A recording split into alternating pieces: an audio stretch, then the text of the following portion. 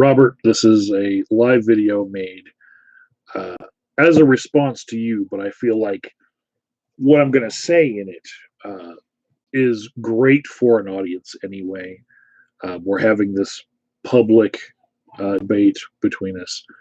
Uh, One of the points you've brought up recently is that I'm one of the privileged people who has a job working from home. And yeah, I do. And that does mean I don't have as much time as other people on my hands. And so I do have to be brief with my time. And I'm actually taking what extra time I have gotten from, say, the lack of having a commute to work to really reassess how I use my time. Okay. And one of the things that I have to recognize is that we live in a time of great uncertainty where different people are picking uh, different trusted sources of truth, and these are coming into great conflict right now. And we don't really know a lot of what the truth is. There's a great gap of uncertainty, and it's called COVID-19 and coronavirus, right? We haven't settled on the facts of the matter, okay? And this is going to cause a lot of argument that doesn't necessarily need to be done by us right now, but we're doing it anyway, 24/7 talking about coronavirus. Hi, Bugsy in the chat. I really like you. You're cool. Stay cool. All right. So, Robert, you sent me a link to a video by Styx Hexenhammer, right? Not usually somebody who's on the menu for stuff that I watch, but I recognize that a great number of my viewers watch Styx Hexenhammer. Those are the same people who watch me as a social justice warrior train wreck waiting to happen, right? They're here for the lulls. They're probably sending my videos to some of the shitlords and edgelords on YouTube in order to get them to respond to me. And I don't get enough attention from those guys. But Robert, you did once get attention from Bearing that was, unbearable, to say the least. And also, my good friend Kazoom has been a target of Bearing. But Styx, he's actually one of the greatest heroes of my good friend Nick Bravo. So that's how I hear about Styx most of the time. Is Nick Bravo likes to bring him up all the time. Not that I'm associating you with Nick Bravo as also being a Styx fan, but that's not the argument that I'm trying to make here. the fallacy of associating you with other people you don't like. What I'm trying to say here is per capita in minutes, right? The rate of falsehoods stated by the video from Styx Hexenhammer is something that I don't have time in my day to respond to. Now, I feel like the overarching theme, what you're trying to say to me is that in a previous video, I mentioned that I'm a proponent of contact tracing through cell phone apps to let people know, hey, you were in contact with this person who was also tested positive for coronavirus, so maybe you want to quarantine for a little while, stuff like that. And so you send me this video by Styx Hexenhammer as your complete response. You get to just send me the link and figure that I can spend my time figuring out why you sent it. And you get to see like this whole slew of different things that Styx Hexenhammer is saying to me get thrown at me, and it's amazing. Like you could just condense all of that, all of those different battlefields of things that I would want to to retort to and respond to, and you could just ball them up into one link and just send it to me on Facebook. You know, weaponized Styx hex and hammer. That's what I'm going to call it now. So, not Nar wants to know if it's Robert Wallace that I'm talking. Yes, Robert Wallace, aka Hatred 42.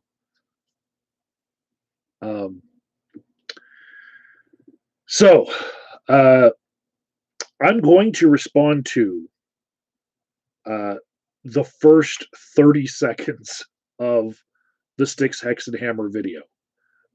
It's a 13-minute long video, but you're going to see, like, right now I'm 5 minutes into this one, almost 6, and you're going to see it's pretty fucking difficult to respond to the Gish Gallop style of Styx Hex and Hammer, because there's a lot of assumptions that you would have to have already agreed to, probably from his previous slew of videos, to follow along with Styx Hex and Hammer's point of view and agree with it. Okay? Here we go. This is from his April 23rd video called Coronavirus Update, Tracing Apps, Social Distancing, and Food Riots. I'm not even going to get to the food riots part. Wasn't part of the discussion between Robert and I per se, but I imagine, you know, that's another point that he'd like to get to because he sent me the video. I'll put a link in the comment section to the video because David Lass argued, or he wants it for argument / response. So Yellow Labrador said things seem to get heated all over the place. Yeah, even amongst the so-called SJWs, you know, which right now I'm just going to say this for everyone. I know that Robert has been pegged as an SJW, and you know, he's been featured by Bearing as one. But let me tell you something. I hereby take away Robert Wallace's social justice warrior membership card. Okay? I know I might be the worst social justice warrior that still has one, but he is not one of us anymore. Still a fun guy to talk to online. But no more social justice cred for Robert Wallace. Anyways, here is this first 30 seconds that I would like to respond to from the Styx Hex and Hammer. All right, everyone, it's time for today's coronavirus update. This is largely not even going to be about the pandemic itself, but some of the weird effects that we're seeing from that. And then really at that point, that scares me more. Like the idea of getting coronavirus, like, okay, there's probably a 90% chance you don't have symptoms. If you do have symptoms, there's like a 90% chance, if you're reasonably healthy and not over 65, that the symptoms are basically like a cold or a mild flu. All right, so right off the bat, he's stating statistics that I would disagree with, and I know that they are the best cherry-picked statistics for whatever source that he has. He's picked the source that is on the very best end of what statistics would work for his argument, right? So I don't know where he gets it that 90% of people who get coronavirus are asymptomatic, right? I will say that I have right in front of me on my screen an Iceland report that says as many as 50% cases could be asymptomatic. And then last week, India's research body said it could be 80 out of 100.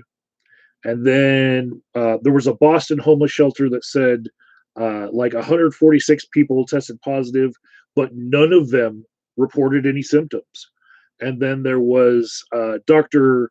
Redfield that estimated that 25% of the people with coronavirus might be asymptomatic. And, you know, he's the director of the CDC. And then there was Dr. Fauci, who said that it's somewhere between 25 and 50%. And some people who are Styx, Hex, and Hammer fans might trust Dr. Fauci, but there's signs at the protests downtown that say "Fire Fauci," and there's a hashtag for that too. So there's like a growing movement that people don't trust his numbers. Anyways, there is a giant span of numbers there, right? You've got on one end 25%, on the other end that I was able to find, there's 80%. Somewhere, Styx, Hex, and Hammer has found 90% of people who get coronavirus are asymptomatic, right? Of the entire span of all the different things, right? Styx, Hex, and Hammer is picking on specifically that side where his numbers come from, right? And I'll say this, I'm actually a little bit more intelligent about this in that I recognize that we are so early into this and the study of this coronavirus that a lot of the people who are being recorded as asymptomatic are only asymptomatic in the moment, but are actually pre-symptomatic, and later on will go on to have other symptoms of the coronavirus, because at the point that they were tested, they were asked, do you have any symptoms? No, but that was right then, right? If you do follow-up studies on those same people, maybe you'd find different numbers, right? It's too early to tell. My point from the beginning of this video, way too fucking early to tell something like that, right? I'll play a little bit more of Styx's video here, and here we go. That doesn't really scare me. Yeah, there's the 1 in 10,000 chance that I get it and die, but not a huge worry in my life. I don't go out of. Okay, so he says there's a 1 in 10,000 chance that you will get it and die. That would be for I can't trace where he got that number, right? But what I assume he got that number from, because it matches pretty well to today's, it's April 23rd. He just came out with this update. Today's April 23rd numbers with 47,272 people dead on the Johns Hopkins website. Just take that roughly into the total population of the United States, throw in all the illegal immigrants that aren't usually counted in that number, divide it all up, and you'll find that roughly 1.4, maybe 1.5 people in 10,000 have already died, right? That's not a 1 in 10,000 chance you will catch it and die. The chances of you catching it will go up dramatically if the country were to reopen everything the way that Styx, Hex, and Hammer would want us to do, right? But right now, as it stands, the coronavirus has killed 1 in 10,000 Americans. I think that's maybe where he's getting his number of 1 in 10,000. But to say that that's your total chance of catching it and dying is ridiculous, right? That's a misunderstanding of your own math and what it actually means. Okay? So how contagious is this virus? Again, too many different opinions, many of them from usually trustable sources that say, things like one person is going to get 1.5 people more sick. Some of them say one person will get 1.5 people more per day, that kind of thing. I don't know the spread rate. It's hard to calculate the spread rate, especially with, there was the wild spread rate, and then there's the spread rate with half country shut down, half not. And then there's the spread rate with almost the whole country shut down. Then there's the spread rate with, oh, but then there's these conservative people that now want to protest and break the social distancing and spread it a little bit, and not even just on TV with like the protests, but actually going about their daily lives as if there's nothing to be seen here, and reopening businesses illegally, stuff like that. There's that spread rate. Don't know.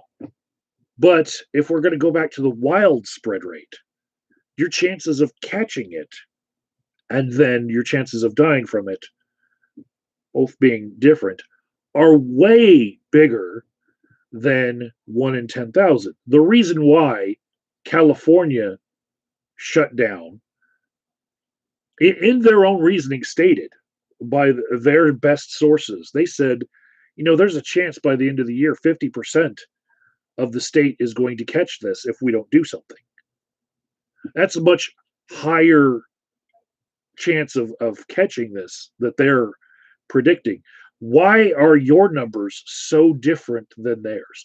I can understand if they differ a bit, but Styx Hexenhammer is underestimating the spread rate of this virus to a monstrously tiny degree, to where he's like, oh, you guys don't need to worry about this. It's a 1 in 10,000 chance of you getting it. How is this wild difference even possible? Well, part of it is you can fit many little tidbits of bullshit into a video, and it's very hard to refute every fucking line, every fucking thing that comes out of someone's mouth. And when they get repeated in different videos and on different alternative media, it becomes a fire hose of falsehood. Okay?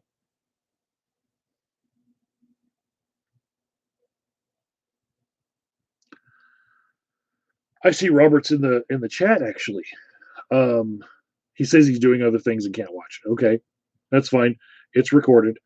And he says Styx and myself are looking at the same information and coming to the similar conclusions. Okay, well, just for those two things that I covered in the first 30 seconds, we can work on that.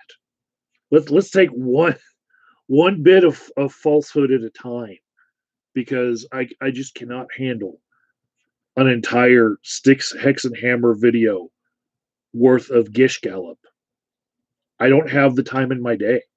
I'm one of those fortunate people who gets to work from home and has some responsibilities. And my job is not YouTube commentator. Unfortunately, part of my job is as a counselor, I have to listen to a lot of the people that pick up facts from Gish Gallopers like Styx Hexenhammer, and I have to deal with their feelings and what it creates. So that amount of research I could do for this, but working on every one of those facts that he just spits out there, and knowing that they're all cherry picked from the sources that are most likely to lead to his foregone conclusion that yes, we should reopen everything and there should be no contact tracing because that would be a step towards communism, which he did say in his video. I just can't deal with it. Yeah, and I think just like the overall feeling of this whole video, I want to give you guys is there's a lot of bullshit out there, right? And even if you are furloughed, laid off, lost your job, quarantined, you still don't have enough time in the day to deal with some people's bullshit, because they are such bullshit artists that they can fill a whole fucking video full of bullshit that would take you like your whole week to undo what they can do in 20 fucking minutes of a fucking video. All right. So pick your battles, you know, and try to make sure that you're being specific about things so that when other people do have to refute what you're saying, they know, what terms we're talking about. Define the battle because we're living in tough times. People's emotions are already ramped up. Love you guys much, but I do have to get back to work and do my notes. I only watched that that Styx video over my lunch break, so you can imagine I lost a bit of my appetite. Um, take care, and we'll see you later on today, maybe if I can carve out the time.